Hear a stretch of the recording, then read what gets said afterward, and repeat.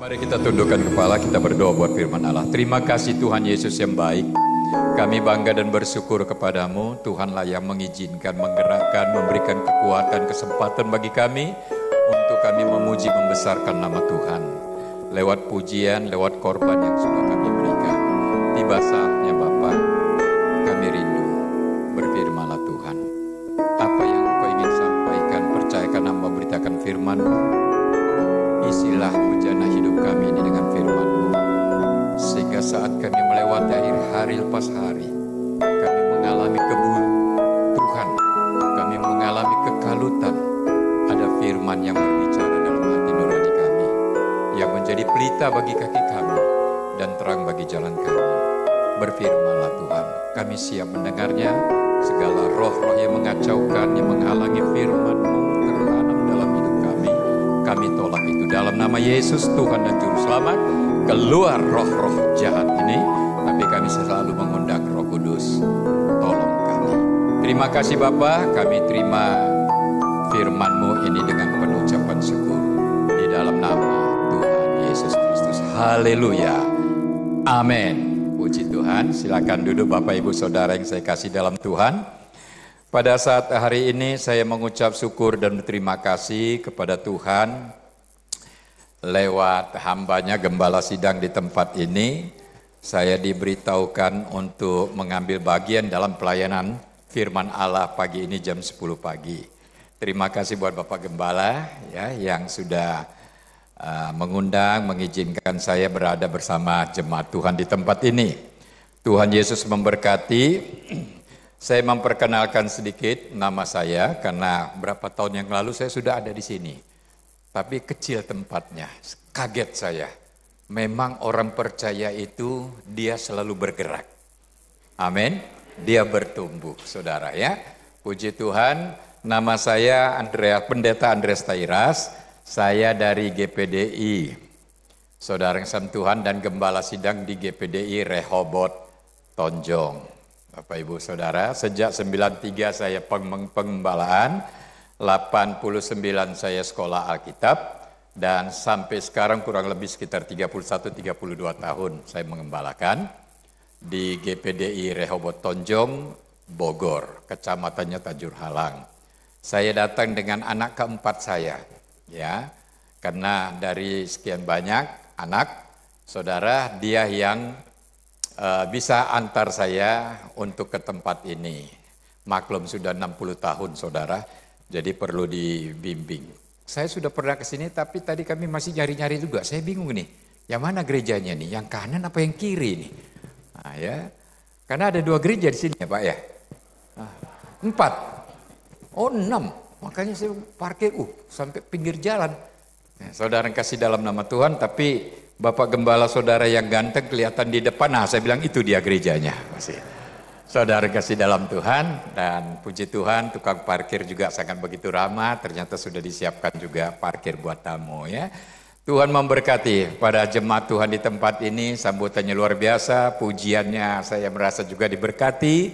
Dan saudara kasih dalam Tuhan, suasana dinginnya pun luar biasa. Mungkin karena saya di depan ya. Sampai saya agak berat tadi tuh. Saudara yang kasih dalam nama Tuhan, luar biasa ini dingin AC-nya ini, aduh, diberkati sekali saudara yang kasih dalam Tuhan. Oke, saya akan sampaikan firman Tuhan dengan tema berdamailah. Coba katakan kepada kanan kiri saudara, berdamailah. Ya. Kalau saya tanya siapa yang berdamai di sini pasti angkat tangan. Tapi kalau saya tanya siapa yang belum berdamai di sini, yang masih ribut sama istri dan suaminya atau orang tua dengan anaknya. Waduh saudara, itu privasi ya, hanya Tuhan yang tahu dan saudara. Amin. Tapi hari ini temanya adalah berdamailah ya. Bapak Ibu Saudara yang kasih dalam Tuhan, tadi saya belum kenalkan nama ya. Nama saya Pendeta Andreas Tairas, sudah ya. Bapak Ibu mari sama-sama kita membaca Alkitab kita dalam kitab Yesaya 9 ayat yang ke-6. Saudara yang kasih dalam nama Tuhan. Yesaya 9 ayat yang ke-6. Tapi kalau di Alkitab saudara, saya kemarin ikut acara kegiatan sekolah minggu Disuruh nyampaikan firman, saya dapat Alkitab. Alkitabnya bagus ini, tulisannya besar-besar saudara. Jadi saya bawa hari ini, perdana. Yesaya 9 ayat yang ke-5. Dia berkata demikian, saudara yang kasih dalam Tuhan. Mungkin kalau saudara bawa HP di ayat yang ke-6 kali ya. Sebab seorang anak telah lahir untuk kita, seorang putra telah diberikan untuk kita. Tampuk pemerintahan ada di atas bahunya, dan namanya disebut orang penasehat, ajaib, Allah yang perkasa, Bapa yang kekal, Raja damai. Raja damai. Kalau kita buka di dalam kitab Yohanes pasal 14, dia berkata begini. Yesus berkata, damai sejahteraku kuberikan kepadamu. Damai sejahteraku kutinggalkan bagimu. Ada dua damai, Bapak Ibu, yang dikatakan oleh Yesus. Pertama, dia berikan. Itu berbicara perdamaian tentang pengampunan dosa. Dia berikan di atas kayu salib. Dan damai sejahteraku kutinggalkan kepadamu. Itu dikerjakan oleh Roh Kudus kepada saya dan saudara. Amin. Bapak Ibu Saudara yang kasih di dalam nama Tuhan Yesus Kristus. Nah, kalau kita melihat keadaan dunia sekarang ini. Keadaan dunia ini sekarang saudara kasih Tuhan sedang mengalami yang namanya krisis damai. Krisis kedamaian. Kalau kita lihat mengapa terjadi perang Israel dengan Iran. Kalau kita tarik garis atau benang merahnya, saudara, mereka hidup di dalam rasa takut. Iran dia siapkan senjata nuklir karena dia takut nanti Israel akan menyerangnya. Saudara kasih dalam Tuhan, dia begitu cemas, dia siapkan senjata nuklirnya. Amerika, Israel dia penuh dengan rasa takut, jangan-jangan nanti Iran dia akan tembakan senjata nuklirnya, habislah seluruh Israel ini. Kalau kita perhatikan dalam ayat ini, saudara yang kasih dalam nama Tuhan, cerita ini, pasti kita dapatkan kedua-duanya, walaupun hebat dalam ekonomi, hebat di dalam strategi, tapi kalau kita tarik yang sesungguhnya adalah, mereka tidak memiliki damai. Betul? Saudara yang kasih dalam nama Tuhan, keributan antara suami istri, terjadi perceraian. Saudara yang kasih dalam nama Tuhan, itu karena tidak memiliki damai. Ada orang berkata, oh perceraiannya karena ekonominya susah. Tidak juga.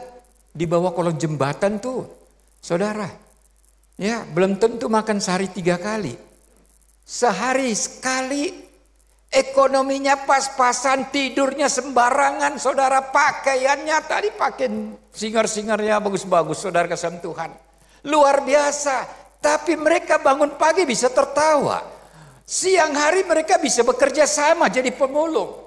Malam hari mereka bisa, saudara kasih Tuhan, kumpul makan bersama. Terjadi keharmonisan dan bertahan. Tidak sedikit waktu saya melayani pelayanan di Semarang. Saudara kasih dalam Tuhan, di daerah yang sedikit kumuh namanya Cumi-Cumi. Saudara kasih dalam Tuhan, itu sangat dikenal ya, daerah situ hujan gak hujan banjir selalu datang, saudara. Di Semarang itu.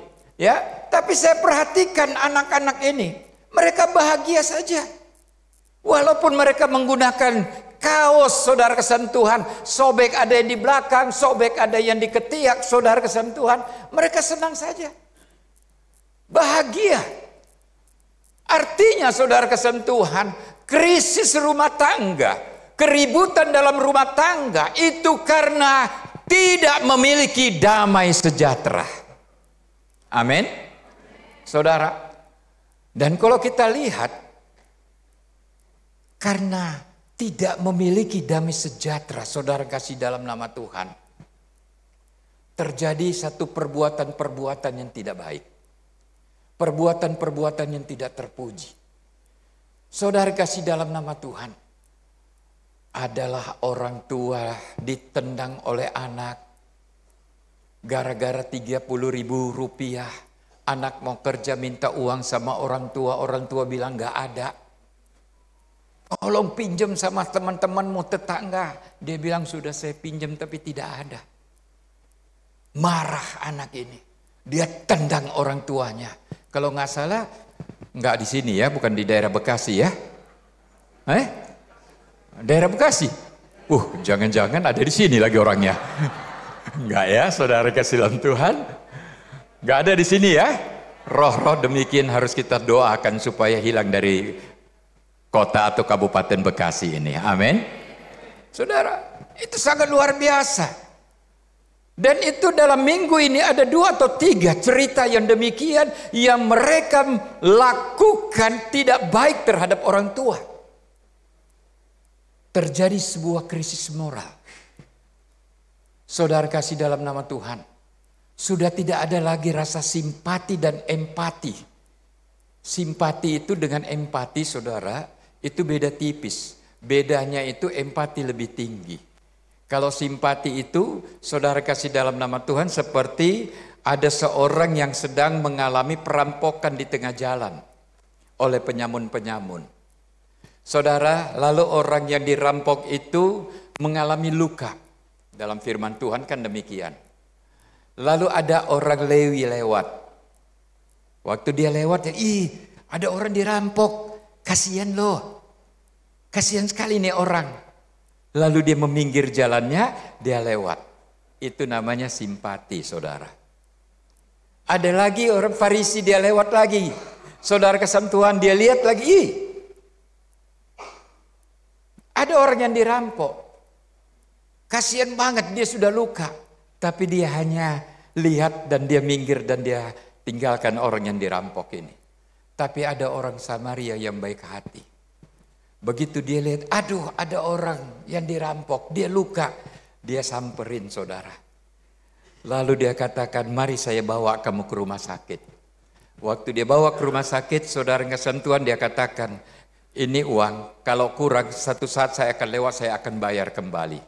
Obatilah orang tersebut. Itulah yang namanya empati. Saudara yang kasihan Tuhan. Tapi sekarang keadaan zaman sekarang ini Bapak Ibu Saudara yang kasih di dalam nama Tuhan Yesus Kristus. Itu sudah kehilangan. Rasa simpati, rasa empati itu hilang. Saudara kasihan Tuhan. Karena mereka dihantui dengan kekhawatiran, dihantui dengan kegelisahan, dihantui dengan sakit hati, dihantui dengan kebencian, alias tidak memiliki damai sejahtera. Seandainya saja orang Samaria ini dia nggak mau nolong, saudara, itu dia punya hak. Karena yang dirampok ini adalah orang Yahudi. Orang Samaria dengan orang Yahudi itu bertolak belakang. Saudara kasih Tuhan, ya, orang Samaria ini masuk orang yang terhina di pemandangan orang Yahudi. Tapi dia tidak memandang demikian. Saya percaya saudara, kenapa dia tidak memandang kebencian ini? Kenapa dia tidak membalas dendam? Bisa saja orang yang sakit yang demikian, yang dirampok lalu dia berkata, kenapa kamu? Saya dirampok. Apa yang sakit? Tangan saya yang sakit. Oh ini ya yang sakit saudara. Sambil dia remas atau sambil dia pegang-pegang.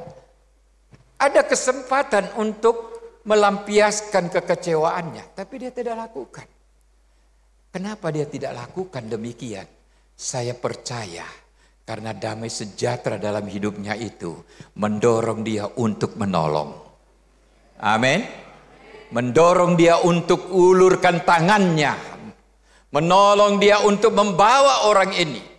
Saudara kasih dalam nama Tuhan, dan sekarang dunia sedang mengalami krisis damai ini. Kita perhatikan saudara kasih dalam nama Tuhan. Mengenai krisis rohani. Cobalah lihat baik-baik. Zaman orang tua saya dulu beribadah. Dengan anak-anak sekarang yang beribadah itu berbeda sekali. Kalau zamannya kami, saudara kasih dalam nama Tuhan. Yang namanya seorang gembala, seorang hamba Tuhan, seorang pengerja, saudara kasih dalam Tuhan, itu sangat harus dihormati. Luar biasa. Saudara kasih dalam nama Tuhan. Dan kami punya beban sendiri. Bagaimana harus memperhatikan gereja yang sesungguhnya. Kepedulian terhadap gereja. Zaman dulu seringkali bapak rohani berkata, ini anak rohani saya. Anak rohani pun merasa senang dan bangga kalau dia disebut anak rohani oleh gembalanya. Saudara yang kasih dalam nama Tuhan. Zaman dulu melihat gembala masuk, saudara kasih dalam nama Tuhan, di satu mall. Lihat gembalanya demikian, gembala saya. Dia datang, saudara. Datang. Dia salam, Om. Mau ngapain, Om? Oh, mau lihat-lihat sini. Om udah makan, Om. Om, makannya sini enak deh, Om. Ayo, Om. Tapi kalau sekarang melihat gembala di sebelahnya sedang makan, saudara, atau lagi mesan, dia makan. Wih, gembala saya. Buk. Gak ada di sini, amin. Tapi yang ketuaannya besar, saya bingung, saudara. Jangan jadi dia ngalamin lagi. Saudara kasih dalam Tuhan, beda. Itu namanya krisis rohani. Yaitu dia mengalami ketakutan lebih dulu. Dia mengalami kekhawatiran lebih dulu. Dia mengalami merasa malu lebih dulu. Saudara kasih dalam Tuhan, itu sumbernya karena tidak ada damai. Coba kalau dia ada damai. Waduh, dia katakan, kapan lagi mau traktir Bapak Gembala? Belum tentu tahun depan ketemu lagi. Amin. Belum tentu tahun depan sama-sama di mall ini, saudara. Ya, karena ada damai. Amin. Kapan lagi ketemu sama pengerja? Ya, ini kesempatan anugerah Tuhan. Terima kasih Tuhan. Saya percaya itu karena ada damai. Amin. Coba gak ada damai, saudara, ketemu pengerja. Itu bukan pengerja gereja kamu. Ya biarin aja deh, sombong amat.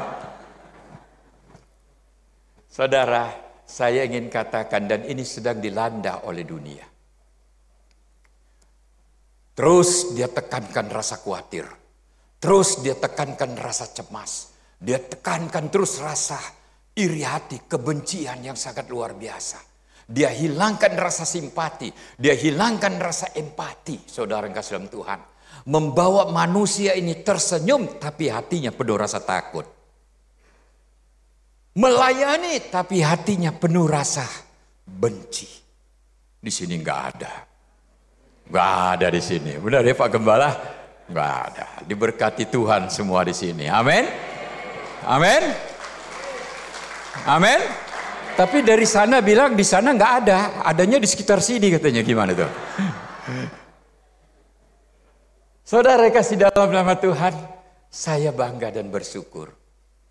Tuhan berkata, Dia adalah Raja Damai. Mari kita lihat dalam ayat ini. Ini biasa ayat ini dipakai dalam acara Natal, saudara. Ya, tapi saya ingin melihat saudara yang kasih dalam Tuhan. Dari ayat yang kita baca ini, saudara yang kasih dalam nama Tuhan, yang kita baca ini, ya, ada 3 hal dalam ayat ini yang dapat menghasilkan munculnya kedamaian. Saya ulangin lagi, saya bacakan ayat ini ya. Sebab seorang anak telah lahir untuk kita, seorang putra telah diberikan untuk kita. Lambang pemerintahannya ada di atas bahunya. Dan namanya disebut orang penasehat ajaib, Allah yang perkasa, Bapa yang kekal, Raja damai. Ada 3 hal ya dalam ayat ini yang dapat menghasilkan atau munculnya kedamaian. Yang pertama, menjadikan Yesus itu penasehat ajaib. Amin. Jadikan Yesus itu penasehat ajaib. Dalam rumah tangga saudara, kalau engkau kehilangan penasehat ajaib, engkau tidak jadikan Yesus itu berakar, berdiri, tinggal dalam rumahmu sebagai penasehat ajaib, maka yang muncul adalah penasehat-penasehat yang bukan ajaib. Mau tahu? Saya ingin katakan kepada saudara, Istri-istri boleh nggak nasihati suami? Hah? Istri boleh nggak nasihati suaminya? Siapa bilang boleh? Tolong angkat tangan. Tolong angkat tangan. Istri-istri boleh nggak nasihati suaminya? Angkat tangan. Pak Gembala nanti bikin katekisasi ya. Yang angkat tangan ini belum bertobat. Istri tidak boleh menasihati suaminya, nggak boleh. Siapa yang berkata? Saya. Apa dasarnya? Nanti kita lihat. Saudara, suami itu dalam firman Tuhan dia adalah imam. Imam itu memiliki peranan penting dalam penasehat. Saudara, lalu istri nggak boleh nasihati? Enggak. Jadi istri harus diam saja? Tidak juga. Istri punya hak untuk menjadi apa? Penolong, betul. Istri menjadi penyaran yang memberikan saran kepada suami. Amin. Oh, itu sama saja 11-12. Tidak. Kata siapa? Penasehat itu suami. Istri itu yang memberikan saran. Kenapa dia ditugaskan memberikan saran? Karena dia sebagai saran itu bukan ada eksekusinya, enggak. Nasihat itu ada eksekusinya. Kalau saran itu tidak. Kalau istri menjadi penasehat, suami menjadi pemberi saran, saya ingin katakan kepada saudara, lama-lama istrinya nggak mau nasihati. Iyalah apa mau mama aja. Iyalah apa mau mama aja. Saya katakan, tugas imam sudah salah. Disitulah awal hilangnya kedamaian. Makanya kita perlu penasehat ajaib. Amin. Suami itu sebagai penasehat. Dia imam. Makanya suami-suami bertobat. Jadi imam. Istrimu tidak akan mendengar nasihatmu kalau engkau tidak jadi imam. Haleluya. Senang istri-istri. Bertobat suami. Amin. Kita harus belajar Bapak Ibu. Belajar. Ketika engkau menasihati istrimu, sebelum engkau berkata jangan, baru dia panggil, mama, siapa itu yang mau keluar? Saudara, istri langsung ngambil alih. Papamu sudah melihatmu mau pergi, jangan dulu ya, nanti dimarahin sama papa. Biar nanti mama yang ngomong dulu. Pak, boleh enggak? Jangan istri katakan, mau enggak apa-apa, biarin aja dia ke sana. Demikian, orang udah besar kok, gimana sih? Saudara, saya ingin katakan, seringkali kita kehilangan damai di situ. Imam kalau sudah kehilangan damai, susah dapat berkat. Imam kalau sudah kehilangan damai, sudah dapat berkat. Hilang berkat itu, susah sekali. Saudara, mulai dari kecil. Saudara bisa bayangkan, masuknya bangun keluarga. Kalau sudah dimulai dari pengambil alihan, istri sebagai penasehat, suami sebagai saran, bertahun-tahun terus dia bina seperti ini. Saudara kasih dalam nama Tuhan, sulit terjadi kedamaian itu. Nanti suaminya bilang, istri saya begini. Seandainya saja surat nikah itu ada kadaluarsanya. Untung surat nikah gak ada kadaluarsa. Amin. Saudara, udah demikian. Terjadi satu kehilangan damai. Loh, saudara bisa bayangkan. Sudah puluhan tahun menikah sama istri. Masih mau cari lagi yang benernya. Atau mau cari lagi yang benarnya di hadapan apa benarnya suami? Nggak ada saya lihat benarnya suami. Nggak ada saudara. Kalau sudah masuk dan demikian saudara sudah berumah tangga, jangan so cari, so lihat saudara cari kedamaian apa kebaikannya, kebenarannya. Nggak ada saudara, nggak ketemu. Nggak ketemu. Apalagi udah tua-tua. Kayak seperti saya udah 60, 50 tahun. Istri saya mau cari kebenaran saya, saudara kasih dalam Tuhan. Nggak ditemukan. Enggak. Kenapa? Untuk membentuk dia supaya tetap setia mengandalkan Tuhan sampai mati. Amin. Amin. Nah, tapi kalau saya berjalan dengan istri saya, naik kereta, begitu kami masuk mulai berdiri, yang muda-muda itu langsung berdiri. Mari Pak, Om, duduk. Saudara, dia menghargai, mengasihi, menghormati. Saudara kasihan Tuhan. Kalau usul satu RT, ada yang lebih tua dari saya, bawel banget saudara. Mau ini, coba ada satu yang memprotes, diam, orang tua, biarin orang tua, dosa lo. Ya, orang tua. Tuhan itu adil. Pembelaan itu dari luar karena usia. Amin. Orang menutupi segala saudara santun kekurangannya itu karena usia. Orang luar yang memberikannya itu. Tapi orang dalam, suami dan istri, Tuhan tidak tunjukkan itu kebaikannya. Untuk apa? Untuk saudara tetap berharap dan berdoa sama Tuhan. Amin. Berdoa bersama-sama. Saudara, apalagi nanti kan semakin tua tuh semakin pikun, saudara. Ya, semakin kita suruh ngambil sendok, yang datang piring, saudara. Itu jadi konflik. Karena usia, mau cari apa lagi? Mau cari sempurna lagi tuh suami. Ngana kok nggak mau kasih apa, nggak mencintai kita? Dodoe kata orang Manado. Ngana kok so nggak sayang pak kita? Orang lain digandeng-gandeng, ngana cuman biarkan kita berjalan sendiri. Itu masa remaja, itu masa cinta awal-awal. Amin.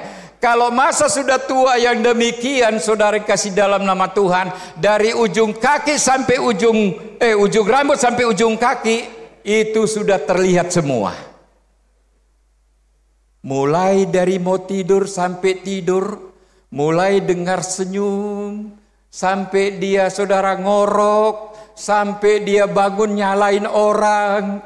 Saudara, itu terus terlihat.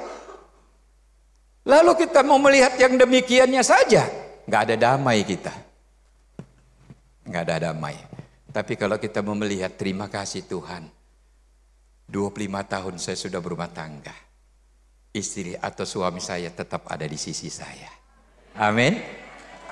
30 tahun, 40 tahun, 50 tahun katakan Tuhan, Engkau baik bagi saya.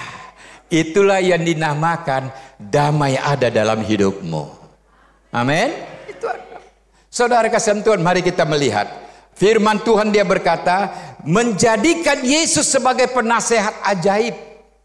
Saudara kasih dalam nama Tuhan, menjadikan Yesus sebagai penasehat ajaib. Mari kita melihat bukti bahwa Yesus itu menjadi penasehat yang ajaib. Oke. Ya. Yohanes 4 ayat 28.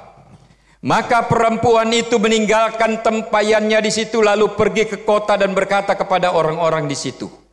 Saya ulangi, maka perempuan itu meninggalkan tempayannya di situ, lalu pergi ke kota dan berkata kepada orang-orang di situ. Ini wanita Samaria. Berapa suami wanita ini? Hah? Ada yang bilang 5, ada yang bilang 6. Yang 5 juga nggak salah, tapi Yesus katakan, yang satu engkau tidak sebut, saudara. Karena yang satu ini masih coba-coba mau jadi suami apa enggak. Kalau enggak coba, kalau enggak pas dia ceraiin lagi, saudara. Ya, kita bisa bayangkan wanita ini adalah wanita yang seantero Samaria sangat dikenal sekali. Doyan kawin, saudara. Ya, ganti-ganti suami. Sampai-sampai saudara kasih dalam nama Tuhan, Orang-orang yang ada di sekitar situ, saudara, sangat menjauhkan wanita ini. Begitu luar biasanya. Dan dia pun, saudara kesan Tuhan, yang mengalami satu rasa minder. Jadi ingin saya katakan kepada Bapak Ibu, Yesus dia berkata, damai sejahteraku bukan seperti damai yang diberikan oleh dunia. Kalau damai yang diberikan oleh dunia, satu, tidak mengalami rasa puas. Dan yang kedua, akan menyerang hidup kita ini, membawa kita kehilangan semakin hilang damai Tuhan itu dalam hidup ini. Ini yang dialami wanita ini. Saudara bisa bayangkan, wanita ini, dia datang jam 12 siang. Jam 11 lah kurang lebih, saudara dia turun ke sumur.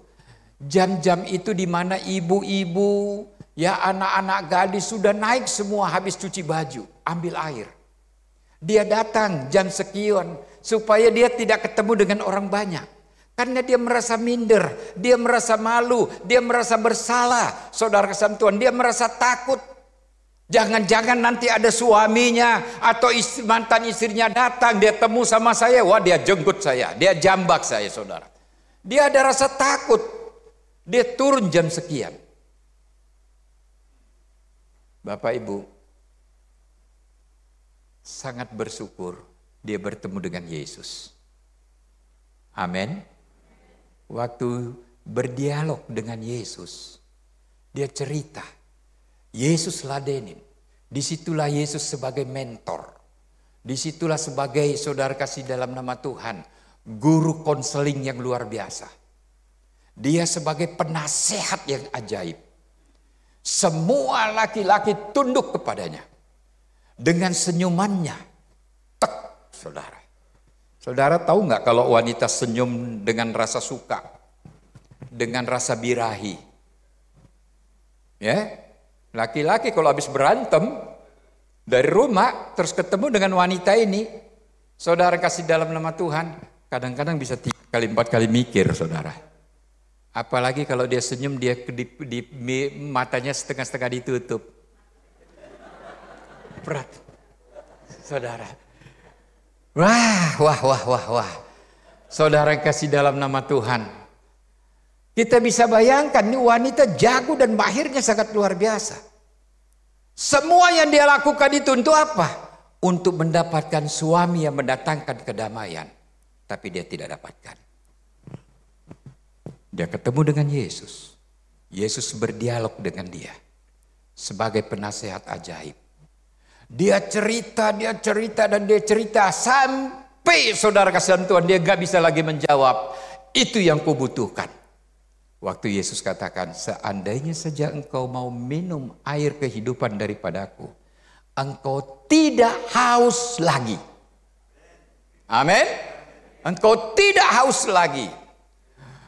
Saudara, dia bertemu dengan penasihat yang ajaib. Dia katakan, mari Tuhan berikanlah itu kepadaku. Berikanlah itu. Lalu saudara kasih dalam nama Tuhan, terjamah hatinya. Dia mengalami rasa kepuasan. Di mana kita bisa melihat rasa kepuasannya itu? Di ayat ini dia berkata, saudara, maka perempuan itu meninggalkan tempayannya. Tempayannya ini berbicara tentang kelakuan buruk. Berbicara tentang beban yang dia pikul. Tempayan ini saudara kasihan Tuhan, kebutuhan yang dia pakai untuk mencukupi kebutuhannya. Itu dia tinggalkan tempayan ini. Perbuatan buruknya dia tinggalkan. Kenapa dia tinggalkan? Karena dia bertemu dengan penasehat ajaib. Amin. Yang memberikan damai sejahtera baginya. Hari ini saya ingin katakan kepada Bapak Ibu. Engkau mau cari damai dari suamimu. Engkau mau cari damai dari orang tuamu. Engkau mau cari damai dengan istrimu. Kadang-kadang yang engkau pikirkan itu tidak sesuai jawabannya. Justru yang datang lebih lagi yang menimbulkan ketidakadamaian dalam hidupmu. Saya ingin katakan kepada saudara. Kadang-kala Tuhan izinkan itu. Agar engkau datang kepada sumber damai. Yang dia berkata, dia adalah sumber damai. Yang dia berkata, damai sejahteraku kuberikan kepadamu. Damai sejahteraku kutinggalkan bagimu. Saudara, Tapi datanglah kepada Tuhan. Katakan, Tuhan terima kasih. Kalau aku melihat perbuatan suamiku demikian, aku melihat perbuatan istriku demikian, aku melihat perbuatan anak-anakku demikian. Tuhan, saya percaya satu saat dia akan Engkau jamah. Termaksud saya. Biarlah saya dapat melihat kebaikannya, kemurahannya, kasih sayangnya terlihat dalam hidupku. Sehingga mereka pun merasa penuh damai sejahtera. Amin. Percaya saudara? Saya contohkan. Kalau sebelah kanan saya ini, suamimu hanya bisa memberimu satu hari 100.000 atau 50.000. Lalu sebelah kiri saya ini hanya bisa mempertontonkan kebutuhanmu, mempertontonkan keperluanmu. Saudara ada di tengah-tengah ini. Saya ingin katakan, kalau saya mendekati ini, suara ini, kamu butuh ini, butuh pakaian, butuh bedak, butuh ini, dan sebagainya ini. Saya mau tanya, mana yang lebih besar suaranya? Ini apa itu? Pasti ini yang lebih besar. Amin. Kebutuhan ini, saudara kesem Tuhan. Ya, kebutuhan ini sampai kebutuhan pulsa, saudara ada di sini. Ini lebih besar tuntutannya. Tapi ketika engkau datang ke tempat ini, saya ingin katakan kepada saudara, mana lebih besar dengan uang segini engkau bisa manfaatkan suaranya daripada itu. Ini dua speaker ini, pasti ini lebih besar. Amin. Yang tadinya mungkin beli beras 1 liter, setengah liter aja lah. Saudara, amin. Ini akan lebih besar. Saudara, ketenangan, kedamaian pun ini ada. Ketika engkau ada di sini. Amin. Coba saudara kasih Tuhan. Begitu juga dalam hidup kita ini. Saudara, dia penasehat ajaib. Dengarkanlah suara Tuhan yang berkata, jangan khawatir. Burung di udara Tuhan pelihara. Jangan khawatir, saudara kasih Tuhan. Mari kita berpegang kepada ini. Dekatkan sumber hidup kita ini kepada ini. Kalau dia adalah Tuhan yang berfirman, itu pasti. Amin. Tapi kalau saudara terus mengikuti tuntutan ini, terus mengikuti tuntutan ini, saya percaya akhir-akhirnya saudara akan berpisah. Terjadi perceraian yang luar biasa. Karena apa? Engkau kurang mendekati suaramu untuk mendengar penasehat ajaib. Yang engkau dekati adalah suara yang menjadi kebutuhan dagingmu. Saudara kesentuhan, dan itu tidak akan berkurang. Yang ia bertambah-tambah. Yang tadi nggak punya motor, saudara berusaha bekerja mati-matian. Omelinlah yang di sana. Yang penting saya dapat motor. Begitu dapat motor, pasti pingin mobil. Nggak habis-habis kebutuhan daging itu. Amin. Tapi ketika engkau datang ke sini, semakin engkau dekat memegang perjanjian Tuhan, semakin engkau mengikat nasihat yang ajaib itu berkata dalam hidupmu, saya percaya yang itu akan lahir sebuah mujizat dari Tuhan. Amin. Yang tak pernah engkau pikirkan. Mungkin engkau berkata saya pingin motor, Tuhan katakan tidak, jatahmu bukan motor tapi mobil. Amin. Pasti Tuhan lakukan demikian. Saudara, karena apa? Tuhan lihat wadah untuk menerima berkat itu. Saudara sudah siapkan. Apa itu? Rasa syukur dan damai sejahtera ada dalam hidupmu. Haleluya. Amin. Yang kedua kita lihat saja. Oke. Yang kedua, saudara yang kasih dalam nama Tuhan, kita memperhatikan. Dia berkata demikian. Ya, dari ayat ini, ayatnya, seorang anak telah lahir untuk kita, seorang putra telah diberikan untuk kita, lambang pemerintahnya ada di atas bahunya, dan namanya disebut orang penasehat ajaib. Ya, dia sudah tunjukkan Allah yang perkasa, saudara yang kasih dalam nama Tuhan. Ya, Allah yang perkasa. Yang pertama, kedamaian itu ada ketika kita tanamkan Yesus itu sebagai penasehat ajaib dalam rumah tangga kita. Kalau itu menjadi penasehat yang ajaib dalam rumah tangga kita, percayalah, ada kedamaian. Yang kedua, saudara, dia berkata, dia adalah Allah yang perkasa, yaitu kita harus meyakini bahwa Yesus itu adalah Allah yang perkasa. Di dalam ayat ini ditulis El Gibor, saudara kasih dalam Tuhan, Allah yang berkuasa. Kita tahu, saudara, selama Yesus ada di 3,5 tahun dalam dunia ini, dia berkuasa memerintahkan angin untuk diam. Dia berkuasa menyembuhkan orang yang sakit. Dia berkuasa mengusir roh jahat. Dia berkuasa, saudara kasih dalam nama Tuhan, memberi makan 5.000 orang. Laki-laki belum termasuk perempuan dan anak-anak dengan modal 5 roti dan 2 ikan. Dia berkuasa membangkitkan orang mati. Hei Lazarus, bangkit, keluar, berdiri, bangun. Bangun, saudara. Itulah yang dinamakan, saudara kasih Tuhan, dia Allah yang perkasa. Dia Allah yang perkasa, amin. Apa yang kita takutkan? Kalau kita jadikan bahwa Yesus itu, kita meyakini bahwa Yesus itu ada Allah yang berkuasa dalam rumah tangga kita. Oh, kalau saya tidak salah, Bapak Insinyur Niko lagunya, sekalipun aku dalam lembah kelam, ku tak takut sebab Kau besertaku. Saya ingin katakan, lagu ini kita hafal, betul? Lagu ini kita sering nyanyikan, betul? Tapi adakah Yesus dalam hidupmu? Dalam rumah tanggamu? Tidak. Kalau engkau jadikan itu perkasa dalam rumah tanggamu, engkau senang lakukan ini, engkau mengimani, engkau meyakini bahwa Tuhan itu adalah Allah perkasa dalam hidupmu. Kedamaian datang dalam hidupmu. Amin. Yang ketiga, saudara yang kasih dalam nama Tuhan, dia berkata, saudara yang kasih dalam nama Tuhan, ya, dia berkata, kita baca dulu ayatnya supaya lebih enak. Allah yang perkasa, Bapa yang kekal, saudara. Saya ingin katakan, Bapak Ibu Saudara yang kasih di dalam nama Tuhan,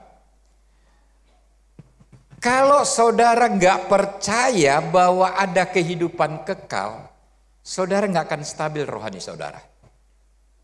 Tidak.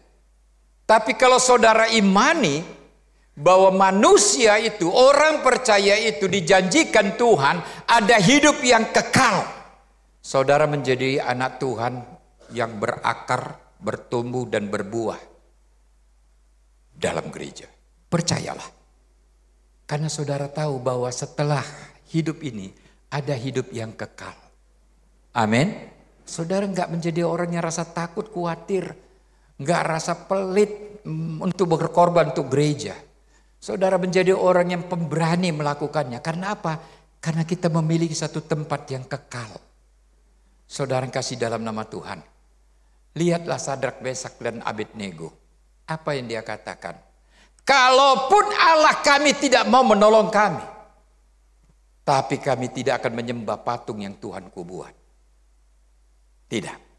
Saya percaya Sadrak, Mesak dan Abednego, saudara kesam Tuhan, ya, Daniel masuk dalam gua singa, adalah orang-orang yang yakin kalau dia mati di dalam Tuhan pasti dia hidup kekal, bangkit. Amin.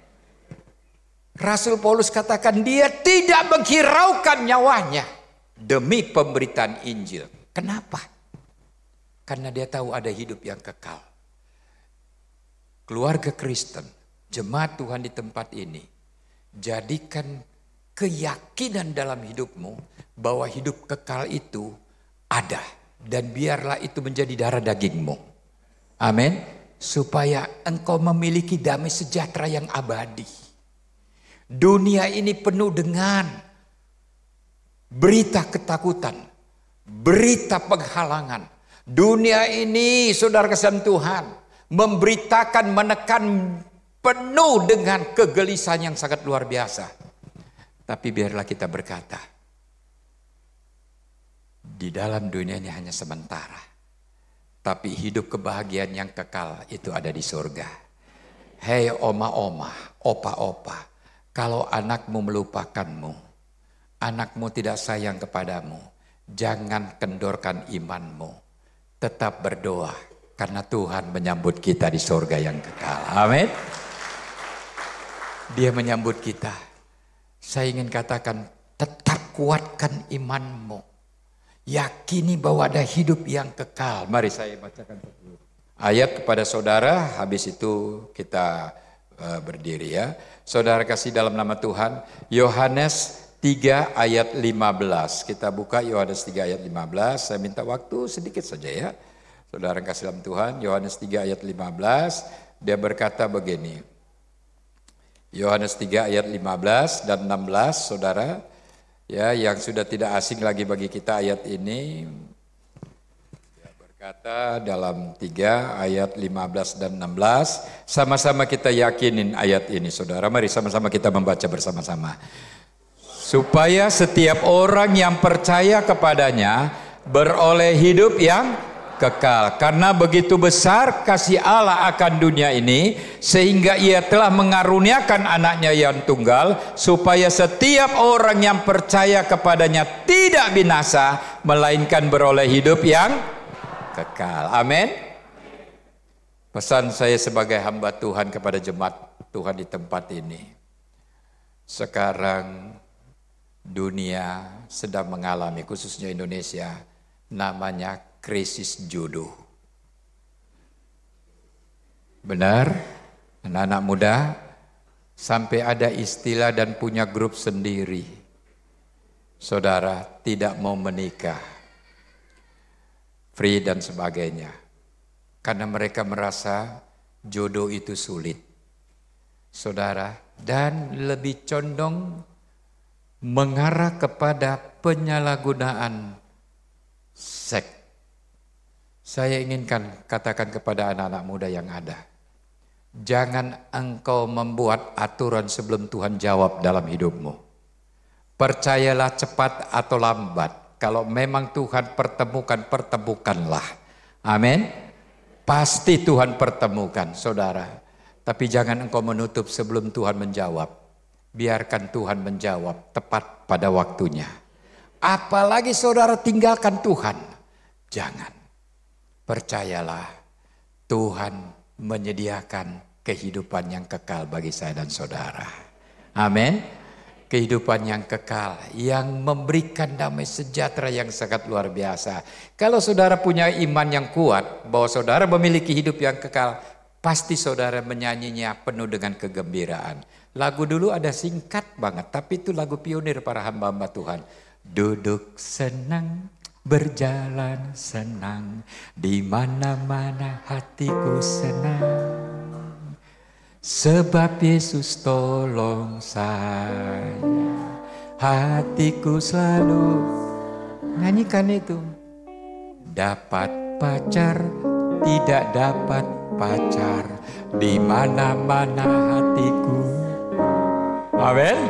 Pasti Tuhan tolong saudara. Amin. Kedamaian itu muncul ketika kita berkata, Tuhan, saya memiliki hidup yang kekal darimu. Tuhan, Engkau Allah yang perkasa. Tuhan, Engkau penasihat yang ajaib. Amin. Ada lagu lama, mungkin tahu nggak Bapak Ibu? Lagunya itu begini, saudara. Ya, siapa tahu ada lagu di apa tahu ya, saudara yang kasih dalam Tuhan. Lagunya begini. Kalau ku cari damai, hanya udah. Boleh saya undang jemaat berdiri sebelum saya serahkan? Oh, kalau ku cari ketenangan, ku temui di dalam Yesus, tak satu pun dapat menghiburku, tak seorang pun dapat menolongku. Hanya Yesus jawaban hidup. Kita nyanyikan pujian ini. Adakah saudara di tempat kantormu tidak memiliki kedamaian? Engkau ditekan, engkau disikut, engkau didorong, bahkan engkau ditarik dalam pekerjaan, sehingga engkau hampir kehilangan damai. Adakah dalam rumah tanggamu hidup dengan kekacauan? Orang tuamu bertengkar, suami istri tidak pernah ada damai. Saya ingin katakan kepada saudara, datang kepada Yesus, doakan mereka, biar hatimu tetap damai. Amin. Mereka diberkati, saudara diberkati dengan berlipat kali ganda oleh Dia. Kalau ku cari damai, hanya ku dapat dalam Yesus. Kalau ku cari ketenangan, hanya ku temui di dalam Yesus. Tak satu pun dapat menghiburku, tak seorang pun dapat menolongku. Hanya Yesus, hanya Yesus jawaban hidupku. Bersama Dia, haleluya. Bersama Dia hatiku damai, walau dalam lembah kegelapan. Bersama Dia hatiku tenang, walau hidup penuh tantangan. Tak satu pun dapat menghiburku, tak seorang pun dapat menolong. Mari angkat tangan kita dua-dua. Hanya Yesus jawaban hidup. Nyatakan hanya Yesus jawaban hidup. Hanya Yesus jawaban hidup. Sekali lagi hanya Yesus. Hanya Yesus jawaban hidup. Kasih kemuliaan yang dahsyat buat Tuhan Yesus. Silakan duduk dalam hadirat Tuhan Bapak Ibu.